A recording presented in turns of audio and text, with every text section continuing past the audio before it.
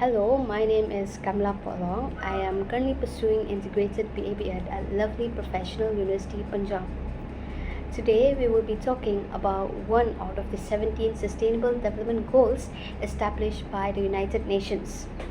We will be talking about SDG 8, that is decent work and economic growth, with a significant example taken from the poem written by Sarojini Naidu. If we talk about SDG 8, it focuses on promoting sustained, inclusive, and sustainable economic growth, full and productive employment, and decent work for all. Well, just like any other SDGs, SDG 8 also has its key factors. That includes sustained per capita economic growth, achieve higher levels of economic productivity, promote development oriented policies, improve resources efficiency in consumption and production, full and productive employment and decent work, reduce the population of growth not in employment, nor in education, nor in training, eradicate forced labor, modern slavery, and human trafficking, protect labor rights and promote safe working environment, promote sustainable tourism, strengthen the capacity of domestic financial policies, and develop and implement global policies for all. Now that we have little knowledge about SDG 8, now I want you to tell me what these are. These are bangles, right? They are so delicate, so beautiful, like full of details. Right? So today we will be talking about SDG 8 through the poem which talk about these bangles, which significantly talk about the sellers, the bangle sellers. And the title of the poem itself is The Bangle Sellers, written by Sarojini Naidu. Bangle sellers are we who bear our shining loads to the temple fair. Who will buy these delicate, bright, rainbow-tinted circles of light, lustrous tokens of radiant lives, for happy daughters and happy wives?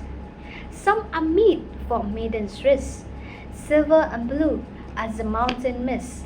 Some are flustered like the buds that dream on the tranquil brow of a woodland stream.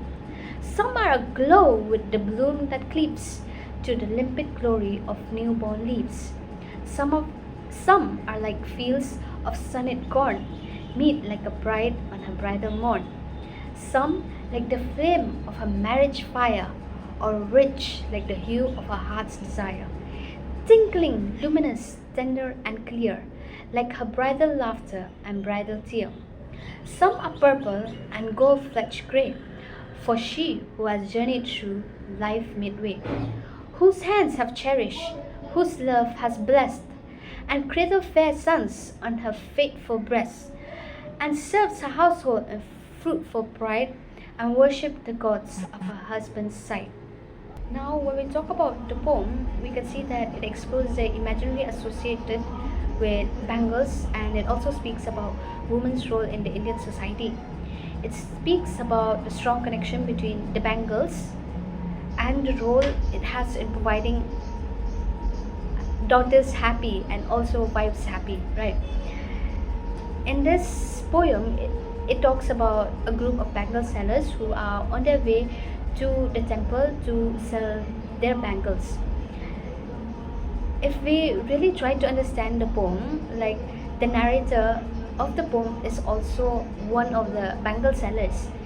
Here we get to know that these bangle sellers, they are very poor, but what is beautiful about them is that they do not talk about poverty throughout the poem. They, like the narrator himself, did not talk about poverty. He talks about the various colors or the beauties that these bangles show or has in them. He talks about selling various kinds of bangles. Like these bangles are delicate, they are colorful, they are bright, and they bring light and joy to a woman or a daughter's life, right? He says that these bangles are bright and also bringing light to a girl's life. He also repeats the word happy. If we see here, he repeats the word happy. He talks about a happy daughter and a happy wife, which indicates that daughters are looking forward to their happy marriage. Like, who isn't excited about marriage, right? Like, on the other hand, women's, like, they're happy because they are in their married life. And now, if we look into the next three paragraphs, these three paragraphs deal with three stages in the life of an Indian woman: as a maiden, an expectant bride, and finally a mature married woman. Each stage is described by the colors of the bangle. If we see here in the second stanza, it talks about a maiden girl. Like, preferably, she likes silver and blue bangles, like the mountain mist. Some girls, they have countless dreams, and so they are like the buds. Like, these girls, they are like a stream that flows in a woodland area.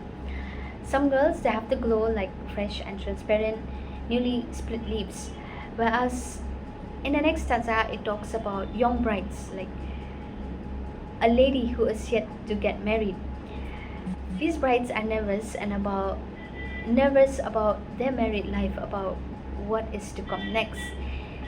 They feel sad that they have to leave their parental home, obviously, but they choose the bangles, but they would choose the bangles with flames, like colors of their marriage fire, which is actually golden yellow. These colors express the desire of the heart, like what the heart wants. Whereas in the last stanza, it talks about an already married woman. The narrator, he says that married women, they preferably choose purple and gold flecked gray bangles. Like, when a woman passes half of her life, she has given birth to a children and she has successfully served her family, she wears the bangles with the color of fulfillment and takes her rightful place by the side of her husband in all domestic religious rituals. Of course, in the poem, we do not really talk about decent work and economic growth, but if we dig deeper, the poem describes the bangle sellers' struggle to make a living every day. They have limited opportunities and slow economic growth. So, we also see that there is lack of innovation and hindering economic progress. So, if comparing to the key targets, we would see that target 3, which is promote policies to support entrepreneurship, creativity, and innovation. The bangle sellers' resourcefulness and adaptability in the face of changing market demands demonstrate entrepreneurial spirit, right? Like, however, the poem highlights the needs for supportive policies to foster innovation and creativity, enabling the sellers to compete and thrive for more. And we can also see target 5 within it, like achieve full and productive employment and decent work for all.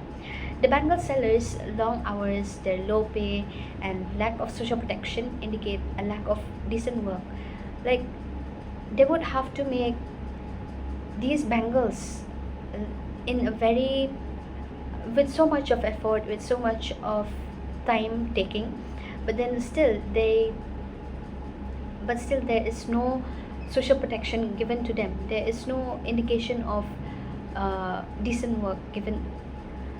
And also, this poem also emphasizes the need for better working conditions, a fair compensation, and social security for workers like the bangle sellers. Another target is target 8, that is reduce the proportion of youth not in employment, nor in education, nor in training.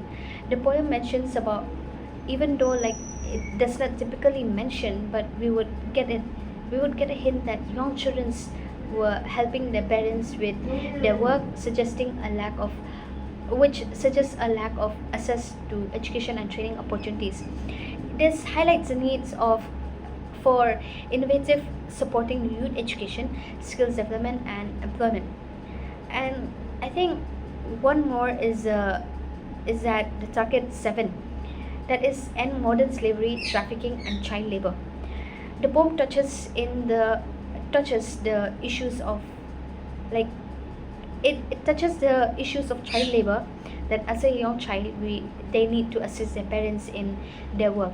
This emphasizes the need for efforts to eradicate child labor and ensure safe, healthy working conditions for all. By examining the poem through SDG 8 framework, we can see how the Bangle sellers experiences reflects broader challenges and goals related to decent work and economic growth. The poem, we can see that it humanizes these issues, emphasizing the need for supportive policies and actions to ensure a better life for workers like the Bangle sellers in the country as a whole.